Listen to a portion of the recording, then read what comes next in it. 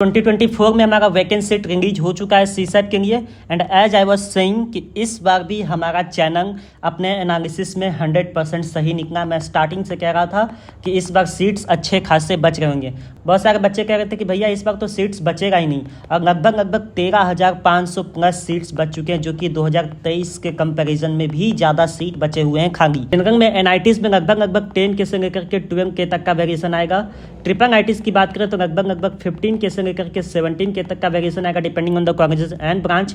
जीएफटीआईज की अगर बात करें तो जीएफटीआईज में लगभग 25 के तक का वेरिएशन आएगा पिछले साल के कंपैरिजन में, सिर्फ जनरल में। तो कैटेगरी वाइज तो और भी कट ऑफ डिक्रीज होने ही वाले हैं। पर भाई इस बार एक मेजोरिटी चीज़ तुम्हें ध्यान में रखना है कि इस बार चॉइस फिलिंग का सबसे ज़्यादा इंपॉर्टेंट रोल हो रहा होगा। ये चैनल जो भी शुरू से कह रहा है वो स्टार्टिंग से सही होगा, क्योंकि हम लोग हवा में बात नहीं करते हैं। हम लोग अच्छे से एनालिसिस करके पूरी तरीके से सारे डेटा को कनेक्ट करके उसके बाद बात करते हैं। मैंने कहा था कि लगभग पिछले साल से ज़्यादा ही सीट खाली रहेगा इस बार, और सीट खाली रहे हैं। तो भाई पूरे काउंसलिंग के टाइम में this channel has been one of the most credible channel.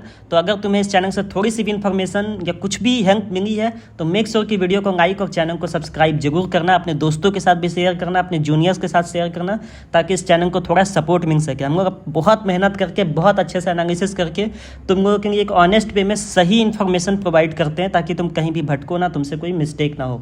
आज अपन तुम्हारे सारे डाउट्स को क्लियर करने वाले हैं कि भैया सीसेट में क्या क्या डाउट्स हमें आने वाले हैं, उसको अपन क्लियर करने वाले हैं। तो मेक श्योर कि सब्सक्राइब जरूर कर देना। तो पहला डाउट तो यही आता है कि भैया तुम्हें चॉइस फिलिंग अभी से प्रिपेयर करनी है। अगर तुमने अभी तक भी कहीं से काउंसलिंग नहीं ली है तो भाई आई सजेस्ट कि तुम काउंसलिंग लो, मेरे से मत लो। अगर तुम्हें लगता है कि भैया मुझे आप कन्विंस कर रहे हो लेने के लिए, तो तुम मेरे से मत लो, कहीं और से काउंसलिंग लो जो तुम्हें अच्छे से गाइड करे, हेल्प करे ऑनेस्ट वे में, और तुम्हें एक प्रीफर्ड अच्छे से चॉइस फिलिंग बना के दे, तुम्हारे प्रेफरेंसेस बना के दे, तुम्हारे रैंक के बेसिस पे, कॉमन प्रेफरेंसेस नहीं, रैंक के बेसिस पे तुम्हें बना के दे सही से, और तुमसे हर बात पे डिस्कस करे, हर कॉलेज और हर ब्रांच पे डिस्कस करे, कॉम के थ्रू, टेस्ट के थ्रू, वहाँ पे तुम ज्वाइन करो। अगर तुम हमारे साथ ज्वाइन करते हो तो 599 रुपीज़ इज़ द कॉस्ट। तुम हमारे साथ ज्वाइन कर सकते हो। भैया आपके साथ कैसे ज्वाइन करें?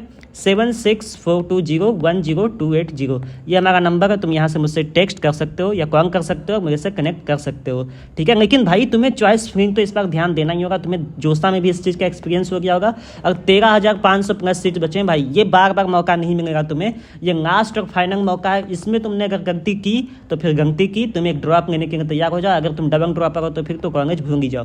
तो यहाँ पे तुम गलती नहीं कर सकते हो, और यहाँ पे तुम्हें खुद से काउंसलिंग भी नहीं करनी चाहिए। आई सजेस्ट तुम कहीं और से काउंसलिंग गाइडेंस को पंगो, ठीक है। तो पहला गलती तो तुम्हें ये बिल्कुल नहीं करना है। हमारे साथ जुड़ सकते हो तो जुड़ सको। मैंने मिनिमम प्राइस इसलिए रखा है ताकि जो लोग 10,000 या 50,000 का काउंसलिंग नहीं अफोर्ड कर पा रहे हैं, मिनिमम से मिनिमम इतना तो अफोर्ड कर ही पाएंगे हर बच्चे अपने करियर के लिए, और उनको इतनी मिनिमम प्राइस में अपन वही गाइडेंस, वही हेल्प, वही ऑनेस्टी के साथ अपन हेल्प कर रहे होंगे। कॉल के थ्रू, टेक्स्ट के थ्रू उनको पर्सनलाइज लिस्ट बना के दी जा रही है, और हमारी जिम्मेवारी होती है कि उन्हें सबसे बेस्ट कॉलेज जो उनके रैंक के बेसिस पे मिल सकता है उन्हें दिलाएं। हमने पिछले 2 सालों में लगभग 5,000 प्लस बच्चों को उनके ड्रीम कॉलेजेस और ब्रांच दिलाने में हेल्प की है। तो ये चैनल की एक अपनी क्रेडिबिलिटी अच्छी है, ओके। दूसरा डाउट है भैया क्या राउंड 2 में अगर मान लो जिसकी कैटेगरी ईडब्ल्यूएस है, किसी कॉलेज में मान लेते हैं एनआईटी भोपाल की, ठीक है, एनआईटी भोपाल की सिविल में ईडब्ल्यूएस की सीट बची ही नहीं, सिविल में ईडब्ल्यूएस की सीट बची नहीं है। जस्ट फॉर द एग्जाम्पल, हो सकता है बची हो, तो एनआईटी भोपाल के सिविल में ईडब्ल्यूएस में सीट नहीं बची है, तो क्या भैया हमें इस काउंसलिंग में जाना चाहिए? क्योंकि ईडब्ल्यूएस में तो सीट ही नहीं बची है, मुझे सिविल ही चाहिए, भोपाल की ही चाहिए। तो भाई देखो क्या होता है, प्रोसेस क्या होता है। जैसे मान लो किसी को एनआईटी भोपाल का सिविल मिला हुआ हो अभी, ठीक है, और उसको मिल गया राउंड 1 में, और उसको राउंड 1 में मिल गया एनआईटी पटना का ईसी, ठीक है, मान लेते हैं एनआईटी पटना का उसे ईसी मिल गया, तो ये सीट तो खाली हो गई ना, यहाँ की जो सिविल थी वो खाली हो गई। तो इसीलिए हमें राउंड 2 में फिर यहाँ पे भी सीट खाली देखने को मिलता है। यहाँ पे अब नीचे वाले बच्चे फिर भरेंगे, वहाँ पे जिन्होंने अच्छे से चॉइस फिलिंग करी है, जिनकी प्रेफरेंसेस अच्छे से उन्होंने दे रखी है, तो उनको ये फिर सिविल मिल जाएगा। जिन्होंने नहीं भरी या जिनकी प्रेफरेंसेस अच्छी नहीं है तो उनको ये सिविल नहीं मिलेगा। तो ऐसे काउंसलिंग आगे बढ़ती है।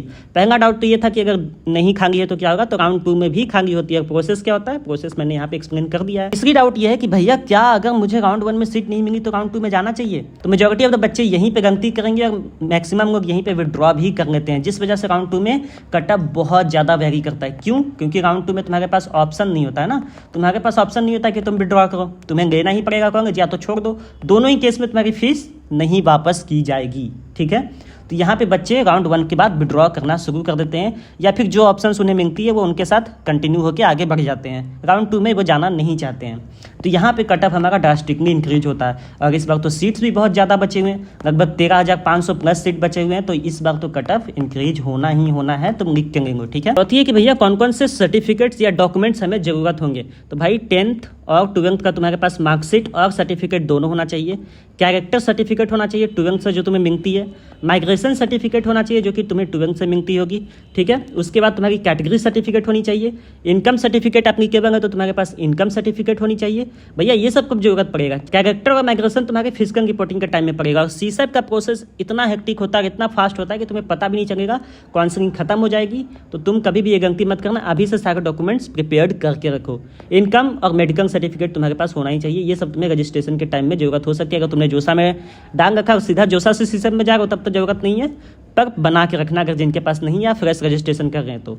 अगर तुमने कोई भी डॉक्यूमेंट्स गलत डाली तो तुम्हारी एडमिशन कैंसिलिंग हो जाएगी, ये फॉर श्योर रहो कि एडमिशन कैंसिल हो जाएगी। वो टाइम नहीं देंगे, क्योंकि बहुत सारे बच्चों का एडमिशन पिछले साल भी कैंसिल हुआ, हर साल कैंसिल होता है, उनका कोई ना कोई डॉक्यूमेंट्स गलत होता है या कोई ना कोई डॉक्यूमेंट्स में कोई मिस्टेक होती है, टाइम पे अवेलेबल नहीं हो पाता है। तो ये तुम्हें गलती नहीं करनी है, ठीक है, इस बात का ध्यान रखना है। पांचवा चीज़ ये करना है कि भाई मैं खुद से काउंसलिंग करूंगा, भैया मुझे इतना कॉन्फिडेंस है खुद पे कि मैं खुद से काउंसलिंग करूंगा, मुझे किसी की कोई ज़रूरत नहीं है, मैं बहुत ही इंडिपेंडेंट हूँ।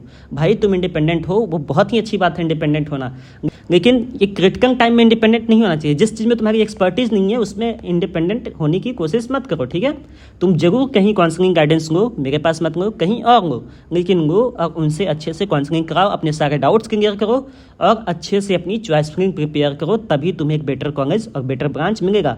क्योंकि इस बार अपॉर्चुनिटीज़ तुम्हारे पास बहुत ज़्यादा हैं, 13,500 प्लस सीट्स तुम्हारे लिए खाली पड़े हुए हैं। जाओ, इनमें से तुम्हें एक सीट ही चाहिए, अगर सही से चॉइस फिलिंग करते हो तुम्हें सीट मिल जाएगी, NITs में हो या ट्रिपल IITs में या एक अच्छी GFTI में, ठीक है। भैया किसे काउंसलिंग ज्वाइन करनी चाहिए सीसैप बांगी, मुझे क्या ज्वाइन करनी चाहिए। तो देखो, अगर तुम्हारी जनरल में रैंक 40 के से ऊपर है तो तुम्हें ज्वाइन करनी चाहिए। और कहाँ तक करनी चाहिए, तो 2 lakhs तक अगर तुम्हारी रैंक है जनरल कैटेगरी में तब तुम्हें सीसैप ज्वाइन करनी चाहिए। अगर तुम्हारे पास कोई बेटर ऑप्शंस नहीं है स्टेट इंजीनियरिंग कॉलेज में तो तुम्हें ज्वाइन करना चाहिए। लेकिन 40 के से लेकर के 1.3 के तक के बच्चों को जनरल कैटेगरी में तो मस्ट ज्वाइन करना चाहिए, और खासकर इस बार तो ज्वाइन करना ही चाहिए क्योंकि इस बार सीट्स हमारे बढ़े हैं। तो इस बार NITs पीछे के रैंक पे, ट्रिपल IITs और GFTI जो अच्छी GFTI है वो पीछे के रैंक पे भी मिलने के चांसेस बहुत ज़्यादा बढ़ जाते हैं। उसी हिसाब से तुम कैटेगरी वाइज भी अपना कटअप देख सकते हो कि कितने रैंक पे मुझे काउंसलिंग ज्वाइन करना चाहिए। कोई भी डाउट हो मुझे तुम इस नंबर पे कांटेक्ट कर सकते हो, मैं तुम्हें नंबर पढ़ के भी बता देता हूँ 7642010280। और अगर तुम हमारे साथ काउंसलिंग ज्वाइन करना चाहते हो तो भी तुम हमारे साथ काउंसलिंग ज्वाइन कर सकते हो। मिनिमम प्राइस मैक्सिमम गाइडेंस हमारे इस चैनल का मोटो है। एंड कोई भी डाउट हो कमेंट सेक्शन में भी पूछ सकते हो, और मेक श्योर कि वीडियो को लाइक और चैनल को सब्सक्राइब जरूर कर देना। Thank you and best wishes.